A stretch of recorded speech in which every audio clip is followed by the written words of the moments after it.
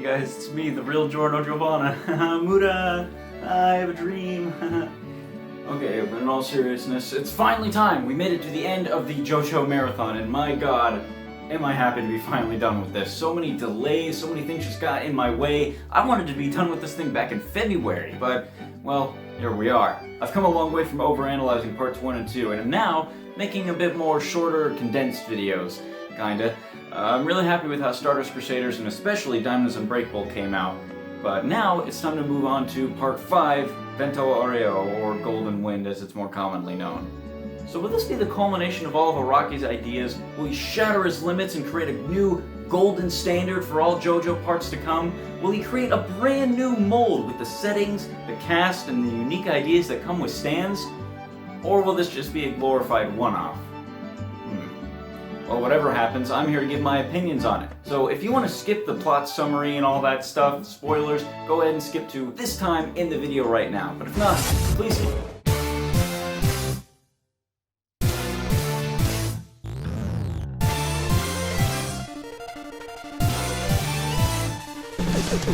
Okie dokie. You know, the more I work on these videos, the more I enjoy the fact that I have to repeat myself, because doing so is quite the useless endeavor. Trivia time, just like all the rest. You ready now? The original title the series had when it was in first circulation was JoJo's Bizarre Adventure, Giorno Giovanna, Golden Heritage. A long title just like the others got, which made me wonder why Josuke didn't get one. Seeing as how the part takes place in Italy, it's often referred to as its Italian name, being Le Bizarre Adventures de Jojo, or Vento Aureo. Of course, the English translated name of that is Golden Wind, which is what I'll be referring to it as. Much like Phantom Blood, the specific arc got a Japanese exclusive PlayStation 2 title named GioGio's Bizarre Adventure, which was met with poor sales because of its boring gameplay, niche tie-in, and really stupid, almost bootleg-sounding name. Why they also jumped from Part 1 to Part 5 makes little sense to me. In regards to the "It Just Works" meme surrounding the main villain Stan, Robert Fripp of the band King Crimson, along with other bandmates, have acknowledged said meme and even approved of it. Also, according to an interview with Araki, while writing this part, he was going through some hard and really depressed times, which is why a lot of the storytelling is so graphic and cruel. He even had an evil all along plot twist with Giorno, but that idea got scrapped due to it being too cruel even for the series, though that is a pretty cool idea.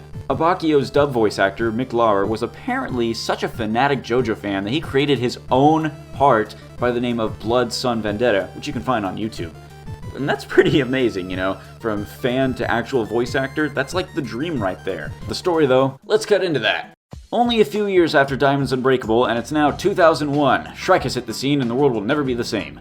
Jotaro Kujo has tasked his good and reliable friend Koichi Hirose to head to Italy to investigate something. As it turns out, his Speedwagon Foundation research has led him to believe that Dio Brando had a son who is currently living in Naples by the name of Haruno Shiobana. He sent Koichi to somehow get a DNA sample to prove this theory, and to judge whether or not he's a potential threat, given who his father is. What Ko finds, though, is 15-year-old Giorno Giovanna, who is a golden-haired con artist working at an airport who steals his luggage and runs away. Koichi catches him later, but finds out that Giorno is the Haruno Shiobana he was sent to look for, but he just changed his name. Also, he's in possession of a stand by the name of Gold Experience, or Golden Wind if you're watching the dub. Gio asks Koichi not to follow him since he has deemed him a good person, and runs away, with Koichi calling Jotaro to tell him what happened.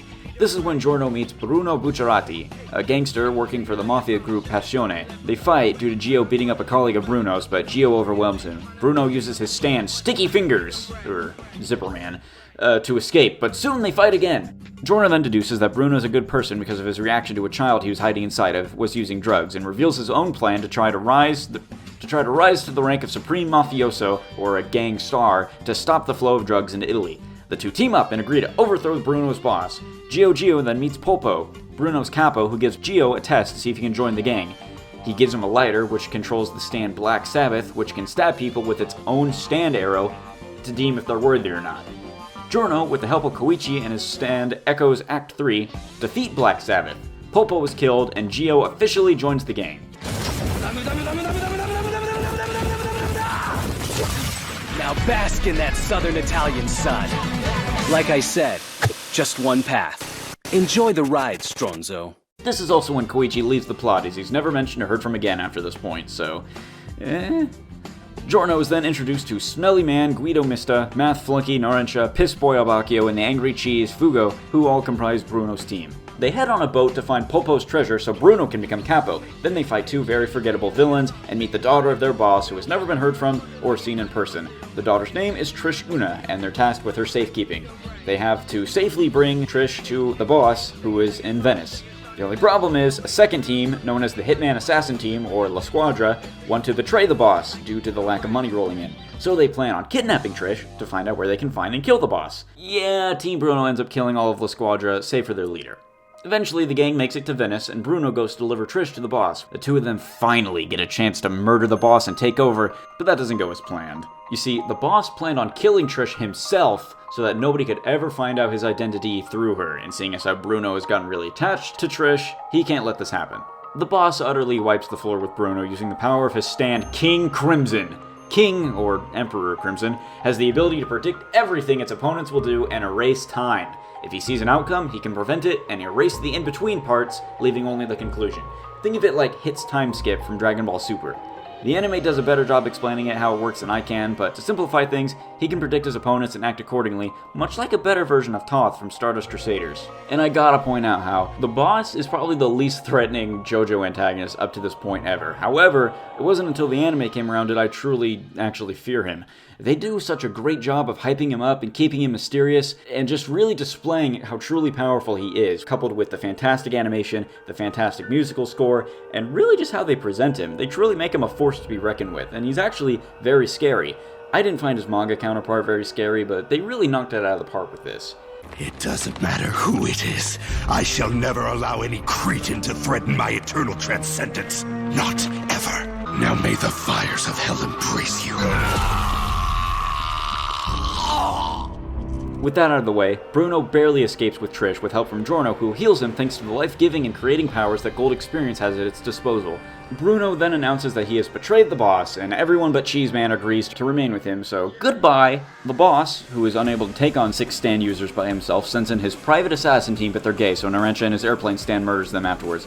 Trish remembers that her parents met in Sardinia, so they steal a plane and head there. Trish matures and awakens her stand Spice Girl, which can turn anything into an indestructible, soft, rubber-like material. Their plane crashes in Sardinia, and they resume their search for clues about the boss. Speaking of the boss, he followed them to Sardinia, but not in a way you'd expect. As it turns out, the boss has multiple personality disorder and suffers from having 2 conflicting personalities. While one of them is the never-before-seen boss, the other is a young man by the name of Vinegar Doppio. So he sends Doppio to go look for Team Bruno. Also looking for Team Bruno is the leader of the Hitman team, Jojo, who ends up fighting and almost killing Doppio and subsequently the boss. Narentia, however, says no to that, kills Jojo because he used his radar to track that he was up on a cliff. Utterly infuriating loss aside, Doppio uses the opportunity to utterly and brutally murder Albacchio, who is using his stand Moody Blues to replay events in the hope of getting a clear look at the boss. The surviving members leave the beach and are contacted by a mysterious man who urges them to come to Rome, because apparently he has the tool necessary to defeat the boss. It's here we learn the truth behind what a stand is. You see, millions of years ago, a meteor crashed in Iceland and brought with it a virus that, when gotten into the system of a worthy person, awakened their fighting spirit and manifested a stand. I'd say this contradicts Avdol and Joseph's explanation of what a stand is and where it comes from, but Avdol did mention that he's seen many people die, much like Holly almost did, because the virus that causes stands is much like an incurable flu. So I suppose the Computer Man story checks out. So our team heads to Rome and meets the last of the boss's private assassins, some weird cement-swimming guy named Seiko, and an insane, disgusting, vile doctor by the name of Cioccolata, who uses his stand to create an infectious mold that eats apart and kills anything it touches. So it's up to Mista and Giorno to defeat the Mad Doctor, and Bruno to defeat Seiko. Eventually, Giorno's able to do just that, and maybe goes a bit overboard.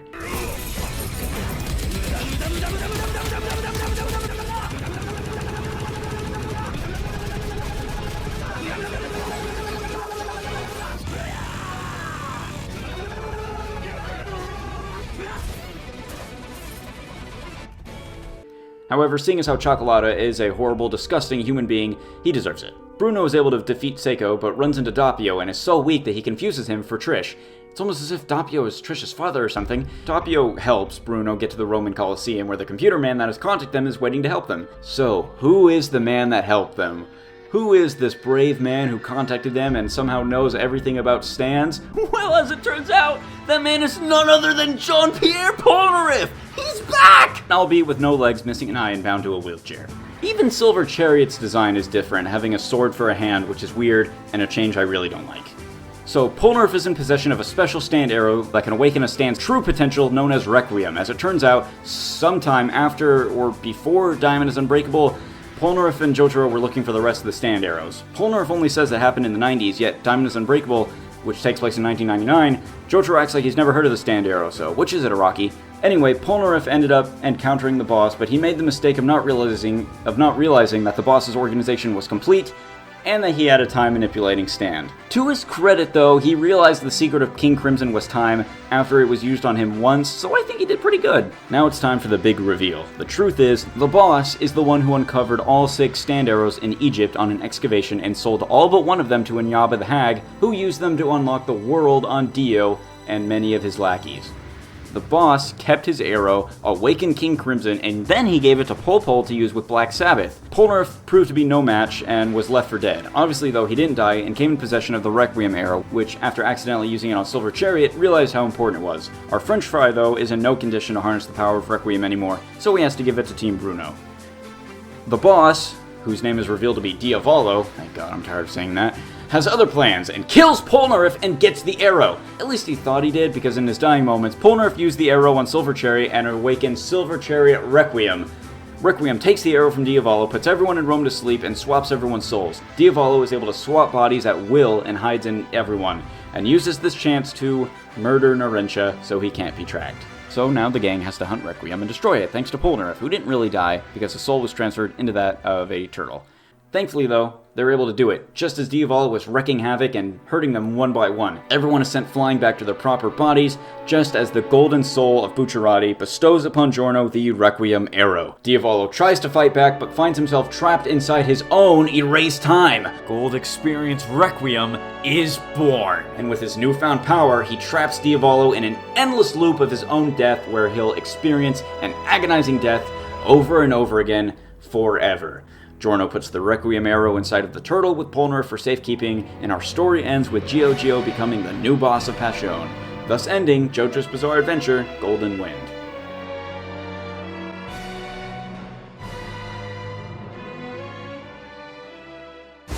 That was weird. This guy just spoke for like 20 minutes. Huh. Well anyway, if you guys skipped the plot summary, happy to see you again so soon. If you've been watching so far, thank you for continuing to watch this far. Did you like what I went over? Did you like what I covered? Probably not if you skipped ahead, but for those that did you like what I went over? I tried to go over as many things as I could, so, I just tried to make this as best as I could possibly be, because I like Golden Wind a whole lot. The setting is beautiful, the characters are fleshed out, the stands are unique, versatile, and creative. There's so much that I just love and want to talk about with this part, so I really hope I met your expectations. So let's get with some things that I liked and some things that I didn't really like. Giorno Giovanna is no Josuke. He's not as cool, he's not as lovable, he's not reliable at first, okay? When we first meet him, he's nothing but a rotten little con artist. Like, here's Koichi, an established character that the audience knows and loves, gets tricked by this blonde prick who sweeps him out the door. But then we see another side of him. He cares about his town and can't stand the rampant drug distribution that's going on. He's a very smart kid and also very helpful, as shown by the fact that he's a school student during the Black Sabbath arc, because everyone in his school is surprised and upset when Gio doesn't help them, and that shows, at least in my opinion anyway, the audience that naturally he's a helpful and cheerful person, which is why they're so shocked that he doesn't help them out. He may not be physically strong due to malnutrition, but he can hold his own, and his stand is nothing to mess around with. But let's address the main point of contention around Giorno, that being the fact that he's the son of Dio Brando. This is something that personally I think Araki completely dropped early on. One of Giorno's main attributing factors is that he's the son of Dio. It's how he got his blonde hair, it's how he got his stand, it's why Koichi was sent to track him, but as soon as Koichi leaves the story, Giorno looking for answers for his dad is never brought up again. Everything that happened is because of his father, or should I say fathers? Yeah, Dio went to Pound Town and popped out Giorno, but remember, it's Jonathan Joestar's body that made the baby, so really, he's Jonathan's son. and him being the son of Jonathan Joestar is also something we were robbed of. Because of his asshole stepdad and worthless mother, Giorno didn't get to grow up to be big and strong like the rest of the Joestar men. But that can also be attributed to the change in art style because hot damn, Giorno is still buff. Giorno has the spirit and sense of purity and heroism that Jonathan had, but the battle prowess and cunning that Dio had. It's a perfect balance of the two, and I think it helps Giorno develop to be a stronger character. Him hating drugs, being willing to lose limbs, and just wanting what's best for his hometown, that's definitely Jonathan. Him stealing not 1 but 100 cars, threatening a truck driver, mutaing the shit out of his opponents, and not being afraid to kill people? That's Dio. But there's more people than just Giorno, and honestly, sometimes it feels like Gio himself is a bit overshadowed by these characters, but it helps that they're all pretty likable. Guido Mista in his stand Sex Pistols is a lot of fun. He's like Whole Horse, but with more potential. Doesn't stop him from getting shot a lot, but this tetraphobic, human flesh contemplating, bad smelling dad of 6 little creatures is definitely my second favorite character of this part, and makes a great best friend to Giorno. Narentia Gurga Narentia and his stand Aerosmith is a pretty versatile stand, being able to track people with its radar and dish out the pain with its machine gun and bombs. He certainly has one of the more fun stands. Panicotta Fugo is more than just angry cheese. He's an intelligent and tactical person who just happens to have anger issues. Purple Haze, it's one of my all-time favorite stands. I love its design, its brutality when it attacks, the horrible noises that it makes. I'm really sad that Fugo dropped the ball early on, and he only gets 1 point in the spotlight. Leon Abacchio is a former police officer who lost his hope in humanity and relives those past pains with his stand Moody Blues that lets him replay past events of people and stands down to their fingertips. Sure, he might come off as a boring goth who hates the main character just because, but really, I think that he only hates Giorno because he represents everything Abacchio used to be, being an optimistic and cheerful young man determined to help the world for the better. And that reminds him of his past, so he takes his feelings out on Giorno. Unfortunately, Trish doesn't get much development past the whiny, self-absorbed girl becomes confident and able to hold her own trope. She's really cute and I like her stand design, but she doesn't really get much other than her inherent connection to the boss. Bruno Bucciarati is like the Koichi of this part, which I know that's a weird statement since Ko is already here. But what I mean is that he has a lot of character development. He joined the mob to protect his dad, he got wrapped up in the boss's gang, and he wants to have his own family after his original one was completely torn apart. Speaking of development, let me point out something I dislike the most. You see, rather than naturally learning more about our characters through a brief dialogue exchange or through their actions, Golden Wind will have that character in an action scene and then suddenly leap away and spend 10 minutes on a character's entire life story up to the current moment. It's jarring and really takes away from the action that's going on. It's good for learning about them, yeah, don't get me wrong, but don't you think Araki could have done this a better way? There's also some inconsistencies I don't get. You see, Giorno has the power to sense and give life to people through his stand, so how come during the Grateful Dead fight, why couldn't he just continuously give his friends more life energy when they were being rapidly aged? Bucciarati can go anywhere with a zipper and hide inside what is essentially a pocket dimension, yet sometimes he just doesn't do this and is restricted on how he can use his zippers to get around. Upon getting healed by Giorno, why doesn't Bruno immediately tell everyone that the boss is against them so the 6 of them can fight him? The boss admits that he can't possibly take all 6 of them on at once. I mean, for Christ's sake, he is 5 feet away from them. You're telling me they couldn't just walk over there and beat him up? Better yet, why not tell Fugo that it wasn't actually the boss, but rather a shape-shifting enemy stand that was pretending to be the boss? Then Fugo could send in Purple Haze, smoke him out, thus taking care of the issue. Why can't Mista deflect his own bullets? Why does he get shot so much? Sex Pistols has control over his bullets, yet during the White Album fight especially, he keeps shooting himself over and over while the pistols don't do anything. I really like Giorno's life transmutation ability, and I'll never say it isn't used in clever and creative ways, but towards the end it's really stretching it. Yeah, I'll turn this item into a snake, but really, I'll turn it into a beetle. But really, I turn that wood and blood droplets into ants that carry a tire to me so I can use the tire and turn that into an exploding fish. Oh, and spoiler, but I don't like how useless Polnareff is. I understand that he was wounded by Diavolo, I get that. But why is he confined to a wheelchair? Why can't he walk with his robot legs? Why was Polnareff unable to contact Jotaro? Is Araki really trying to tell me that in this middle of nowhere village where Polnareff was recovering at, and keep in mind, Diavolo left him for dead and had no idea he was alive, so he couldn't possibly be tracking or keeping tabs on him, Polnareff still couldn't call Jotaro or the Speedwagon Foundation? Do they not have phones in Italy? Could he not write a letter? I think it's lazy writing, especially since Jotaro and Polnareff never meet again, and that's sad. I love our friend Johnny Bravo, and similar to my feelings on Joseph in Part 4, I hate seeing him like this, and I miss him. Now for the rather unscripted part of the video where I go on a tangent. Hope I don't repeat myself too often or go, ramble too much or anything like that, but I'm done complaining, I'm done congratulating, I'm done with all that. Let me take this opportunity to announce that I'm very proud with how the JoJo Marathon turned out. I love the settings, I love the characters, I love the stands, I love the powers, I love Hamon. I just love pretty much everything about this series, and it's really great. But that brings me to the main point of this rant, which is the series. I did have some notes lined out, but I figured it'd be a lot more honest if I just spilled my guts out forward, straight out, This is where I formally announce that I'm ending any and all JoJo content on the channel. Now I know a lot of you came for JoJo content because of those lackluster memes I made, but let me be honest, those were never meant to be the focus of the channel. This stuff right here, where I review things and give my thoughts and make countdowns and stuff like that, that is what I always wanted to make the channel's focus being, but since I didn't have the equipment at the time, and I had just been getting into JoJo when I first started doing stuff for my channel, I figured, I'd make a meme, it'd be fun. But then they accidentally blew up and ended up becoming the main focus of the channel, which is something I never wanted, so I'm stepping away from that. I don't like dealing with copyright, and I don't like dealing with more annoying fans, you know what I mean? So that's really it. I love the series, I'm never gonna stop loving the series. Like, this marks the end of any and all JoJo content on the channel. I'm never gonna stop loving the series, love it to death, but I'm not gonna be making any more videos. From now on, it's gonna be mostly things I wanted to do with the channel originally. For those who want pure gameplay, you can go over my second channel, Waylon Plays a Game, where I upload Let's Plays on a semi-regular basis, along with any other video game specific reviews. I like to upload them both to this channel and my secondary channel because I know usually they'll get more views on this channel, but I know their main purpose is over on there. But for the sake of everything, that is mostly my Let's Play channel when I do upload the main videos. This is going to become that main channel, so I urge you, unsubscribe if that's all you wanted. You're not going to get any more JoJo memes or videos. I'm done.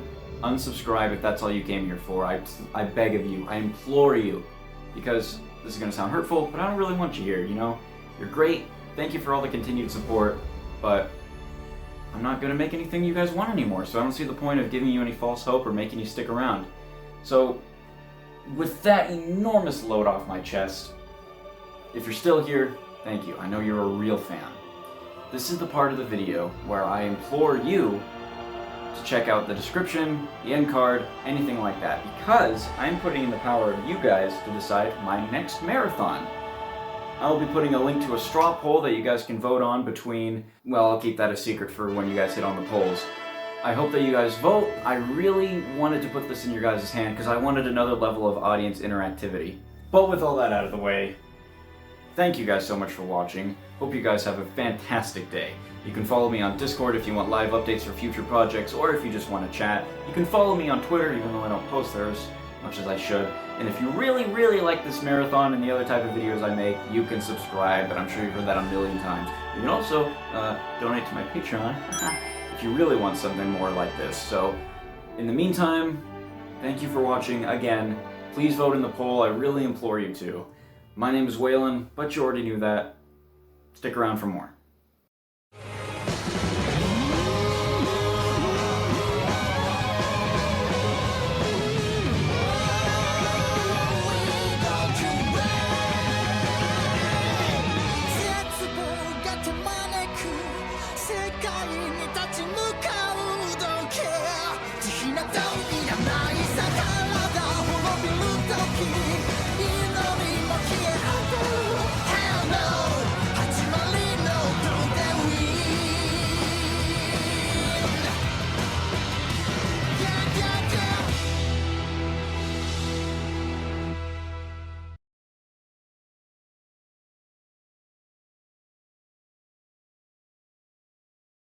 Oh my god, this wig is killing me.